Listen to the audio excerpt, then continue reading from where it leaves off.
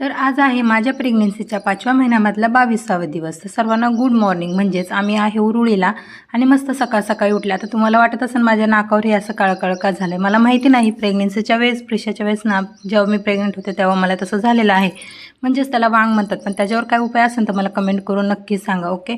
असो, त्यानंतर आहे ना, आज खूप दिवसानंतर मॉर्निंग वॉकला गेलो होतो. जरा खूप छान वाटतं. म्हटलं चला सकाळ सकाळी जाता जाता हे छोटंसं असं कुत्र्याचं पिलू दिसलं. मोठ्या कुत्र्यांची तर खूप जास्त भीती वाटते मला. असो, त्यानंतर यानं छोटंसं वासरू दिसलं होतं मस्तपैकी, त्यालाच बघत होते. आणि त्यानंतर घरी आले. इतकं छान असं वातावरण होतं ना, आणि त्यामध्ये ना प्रिशाच्या बाप्पांच्या पायाला लागलं. हे मागच्या ब्लॉगमध्ये तुम्हाला सांगितलेलंच होतं. मग त्यांनीच ना प्रिशाला तरीसुद्धा घेऊन गेला. आता मी प्रेग्नेंट असल्यामुळे मला खूप जास्त दम लागतो खाली उतरायला, म्हणून मला काही तिला घेता आलं नाही. आणि दुपारच्या वेळेस ना आम्ही बाहेर बसलेलो बघा, इथे 4-5 असे मोर होते. खरंच खूप सुंदर वाटत होते त्यांना बघताना. आणि दुपारी करमत नव्हतं, खूप गरम होत होतं, लाईटसुद्धा गेलती, म्हणून अर्पिता मला मेहंदी काढत बसलेली. आता ह्या मेहंदीचं नाव आहे डुबई. हे तुम्हाला माहिती आहे का नाही मला कमेंट करून नक्की सांगा. खूप सुंदर अशी मेहंदी काढली आणि कशी वाटली तुम्हाला तेही तुम्ही मला सांगा. असं त्यानंतर दुपारी आहे ना प्रिशाचे पप्पा हॉस्पिटलला गेलते. येता त्यानं ताक आणलं होतं. मस्त असं ताक वगैरे पिऊन घेतलं. आणि प्रिशाला ना हे रेमाने लिंबू दिलं होतं, ती खाते का नाही बघायला. आणि त्यानंतर सर्वांसाठी तिने मस्त असं लिंबू सरबत पण केला होता.